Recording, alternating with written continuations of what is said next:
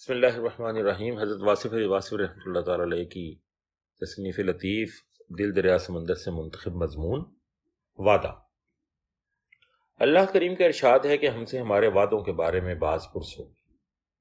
وعدہ حال میں مستقبل کے بارے میں کیا جاتا ہے، اور جب مستقبل حال بنتا ہے تو وعدہ کرنے والا حال ماضی بن چکا ہوتا ہے اور یوں بات آئی گئی ہو چکی ہوتی ہے۔ اپنے وعدوں کا پاس کرنے والے لوگ عظیم ہوتے ہیں، وہ ہر حال میں اپنے الفاظ کو عمل کا جامہ پہناتے ہیں، اور سچ تو یہ ہے کہ انسان کی زبان سے نکلا ہوا لفظ انسان کے باطن کا اظہار ہے۔ اس طرح نیات اعمال سے اور اعمال نیات سے ظاہر ہوتے رہتے ہیں، اور انسانوں کی پہچان بھی ہوتی رہتی ہے اور ان کی عاقبت بھی مرتب ہوتی جاتی ہے۔ ہماری زندگی چونکہ کثیر مقاصد کی زندگی ہے، اس لیے ہمارے وعدے بھی کثرت سے ہوتے ہیں، اور وعدوں کی کثرت وعدوں کی عظمت ختم کر دیتی ہے۔ اکثر وعدے متضاد اور متصادم ہونے کی وجہ سے پورے نہیں ہو سکتے۔ اگر وعدے کم کیے جائیں تو ان کے پورے ہونے کا قوی امکان ہو سکتا ہے۔ ہمارے وعدے ہمارے اپنے ساتھ ہوتے ہیں، لوگوں کے ساتھ ہوتے ہیں اور خدا کے ساتھ ہوتے ہیں۔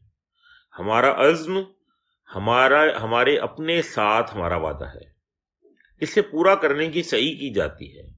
کبھی کبھی حالات اور حادثات رستہ نہیں دیتے، اور ہم اپنے عزائم کو حسرتوں میں شمار کر کے چپ ہو جاتے ہیں۔ ہر آدمی کامیاب ہونے کا عزم کرتا ہے، اور ہر انسان کامیاب نہیں ہو سکتا۔ یہ واقعات کی سختی کی وجہ سے ہوتا ہے، اور ہم ٹریجڈی کا شکار ہو جاتے ہیں۔ لوگوں سے وعدہ بعض اوقات مجبوری کے سبب کیا جاتا ہے۔ وعدہ بات کو کل پر ٹالنے کا ذریعہ ہوتا ہے، لیکن یہ بات چلتی نہیں۔ ہمارا وعدہ لوگوں کو منتظر رکھتا ہے، اور وعدہ پورا نہ ہو تو لوگ ہمارے کردار کے بارے میں قیاس آرائیاں کرنے لگتے ہیں۔ حقیقت میں ہر وعدہ مشروط ہوتا ہے کہ اگر حالات سازگار رہے تو وعدہ پورا ہوگا، اور اگر وہ تعلق جس کی بنا پر وعدہ کیا جاتا ہے قائم ہی نہ رہے تو ایفائے عہد کی ذمہ داری ختم سی ہو جاتی ہے۔ دوست سے وعدہ دوستی کے قیام کی شرط کے ساتھ ہے۔ محبوب سے وعدہ محبت سے مشروط ہے۔ دوسروں کی وعدہ خلافی کا گلہ کرنے والے بھول جاتے ہیں کہ انہوں نے خود کیا وعدہ کیا ہوا تھا۔ اسی طرح استاد شاگرد، پیر مرید اور گرو چیلے کے درمیان وعدے دو طرفہ ہوتے ہیں۔ استاد علم دینے کا وعدہ کرتا ہے، اور شاگرد ادب کرنے کا۔ اگر شاگرد ادب چھوڑ دے تو اس کا علم سے محروم ہونا اس کا ازلی مقدر بن جاتا ہے۔ اس میں استاد کا ایفائے عہد دخل ہی نہیں دے سکتا۔ مرید گستاخ ہو جائے تو سارا نظام طریقت ہی ختم ہو جاتا ہے۔ پیر کی نظر التفات بھی فیض نہیں دے سکتی۔ فیض ادب کا نام ہے، اور محرومی گستاخی کا نام۔ انسان کو اپنے عہد پورے کرنے کا حکم ہے۔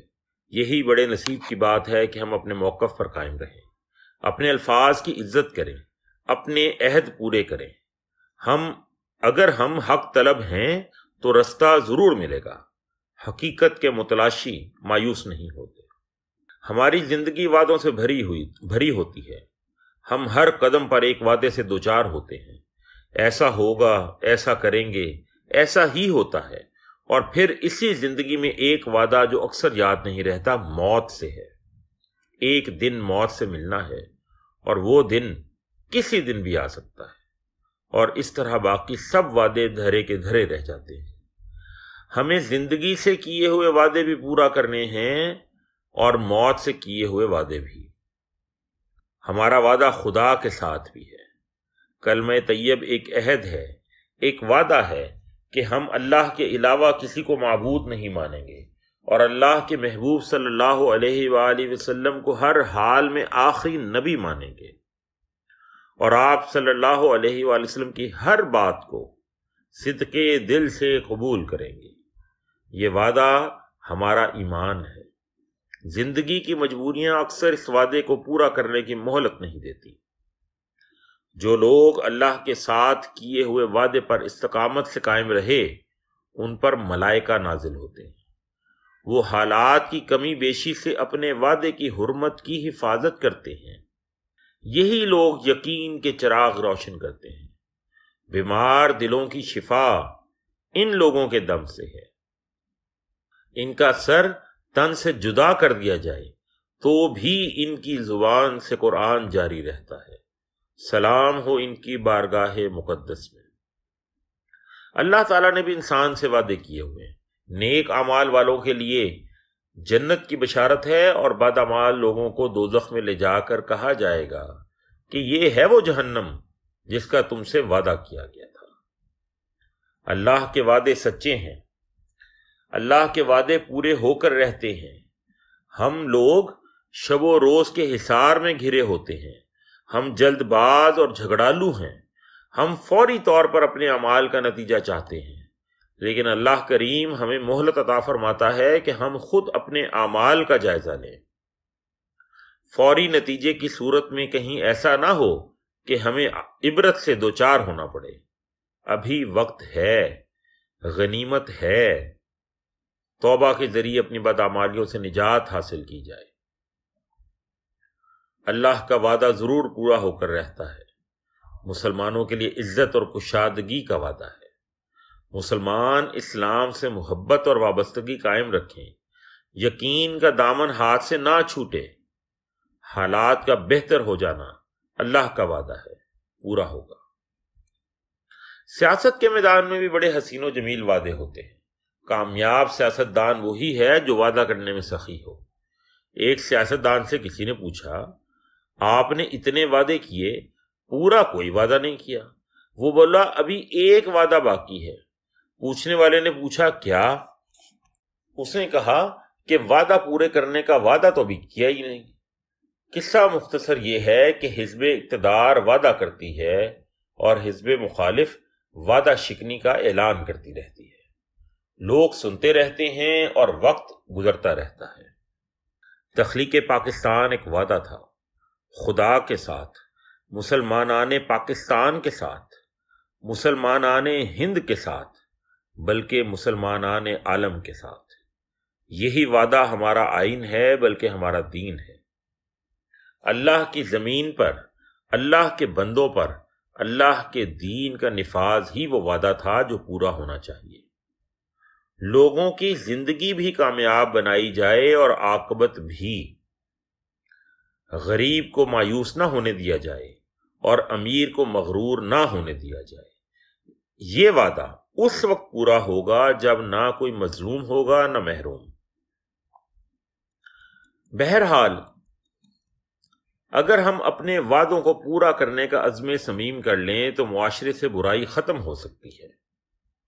ایک سرکاری ملازم جس کا وعدہ تنخواہ کے عوض کام کرنے کا ہے، اپنی محنت یا خدمت کا معاوضہ رشوت کی شکل میں طلب نہیں کرے گا۔ وعدہ بہرحال وعدہ ہے۔ تنہائیوں میں کیے ہوئے وعدے جب پورے نہیں کیے جاتے تو عدالتوں میں ان کی تشہیر ہوتی ہے۔